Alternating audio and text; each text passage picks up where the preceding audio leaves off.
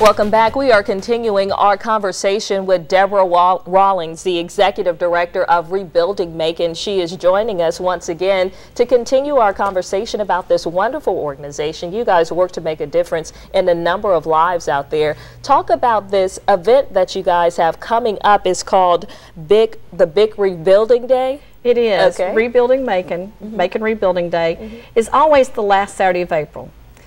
We've done this for 18 years now. We started in 1992. In fact, a wonderful guy by the name of Bruce Gerwig heard about this, read an article about how to start it, and he went to his boss, John Hiscox, head of the Macon Housing Authority, and said, let's try it. So John doesn't like to take credit. He gives all the credit to Bruce. He said Bruce got it started. The very first year, he got 300 volunteers, and they repaired 18 houses. Wow. That is amazing. Most people start with 4 or 5. Bruce is crazy, so we did 18. And it has just grown since then. The largest amount we've ever done in one day was 76 houses, and it almost killed me, so we scaled back a little.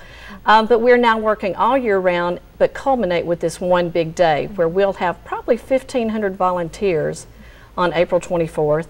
They'll start with breakfast at 7 in the morning from 7 to 8 at Vineville United Methodist Church. We'll have sausage and biscuits and grits and just a wonderful time there, and then go out and work on houses. Okay. Is it too late for people to join in? No, we will take you anytime. And if you can't work on that day, if you want to work on Sunday, we have some groups, the Jewish groups and Seventh-day Adventists will work on the next day, the Sunday, or if you want to work 2 weeks later. But even if you want to work on the 24th, if you'll call this next week, we will get you a location. Okay. Give us the number for that, because I know a lot of people are watching. They are wanting to know how they can become a part of this great event that you guys have coming up April 24th. For more information. Okay. Just call our office. It's 478-744-9808. Okay. We have some wonderful pictures too that we want to show. I think we got a chance to show them earlier, but we want to talk about them again because these kids and volunteers of all ages, they really work hard to do things like roofing, painting, carpentry skills, you name it, they can do it. They are wonderful. They learn a lot. We have some very skilled people that come on, but it's amazing what people will learn by working with us.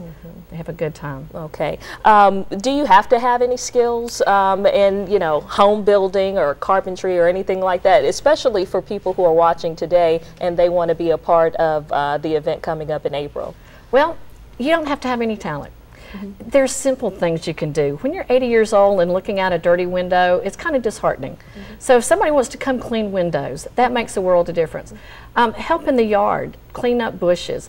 We want to work on safety, so we try to cut bushes away from windows, make things a little safer for our neighborhood. So just anything.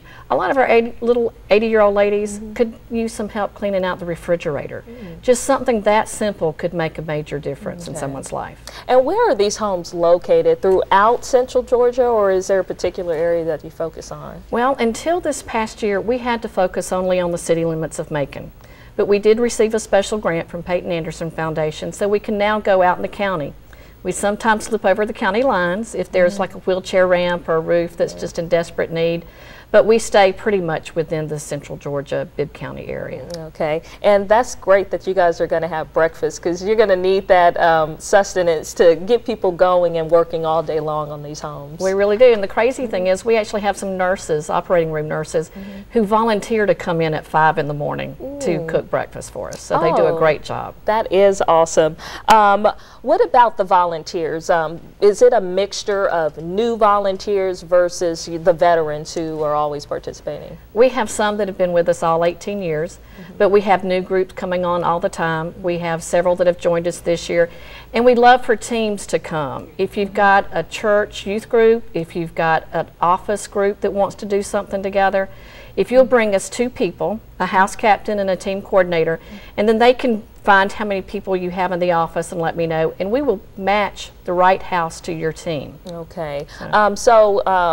Is there any particular items that people need to bring with them, like gloves or goggles or special shoes? We ask them to bring anything that doesn't stay on the house, ladders, paint brushes. Our agreement with our federal monies is everything we buy stays on the house, whether it's paint or lumber or whatever. So we ask the teams to make the investment of bringing paint brushes, ladders, hammers, you know, the skill saws. We appreciate them bringing those kind of tools. Okay, and then I know you want to make sure that the volunteers are working as safely as they can. Is there some sort of orientation that you guys go through before this? We try to check the houses before the teams get there. Make sure that there aren't any hidden safety problems to deal with. So we go ahead and do that, but we do have 3 rules that I tell the teenagers in particular. My first rule is I don't want any puddles of blood or broken bones. So safety is our first rule. The second rule is we have to get the job done. They have to finish, and my agreement with our teams is you will finish what you start. We don't have to do everything on the house, but if we start it, we want to finish. And of course the third rule is we have fun. This is about enjoying the people that you're with, enjoying the homeowner, getting to know them. It's really neat to know that the little 80-year-old lady you're talking to worked in the lunchroom for 33 years, or that she's got a daughter that's playing basketball in France. We want to know the person, and that's what this day is all about, to make those connections. Okay, and then another question too is that when it comes to the home that you're working on, is this work that you can complete in one day, or sometimes you have to return to the home to finish it up? Bruce Gerwig's the world's best liar. The guy that started this, he called it a one-day event, and it usually isn't a one-day event. If you be honest about it, it takes some prep work. Usually you'll work real hard that day, but there'll be things that you tie up another day. All right, well, it does sound like a great time, especially for people who haven't volunteered before, and for folks who are used to volunteering. It just seems like a really good experience to have. My theory is volunteering is much cheaper than therapy. If there's anything wrong in your life, if you're not happy, if you're sad about something, if you're lost, can't quite figure out what you want to do in life, go volunteer. You will find so much more about yourself, about your community. You'll get out of some of the sadness in your life and find a great thing to do. All right, we're going to have to take another break, but we will be right back. Stay with us.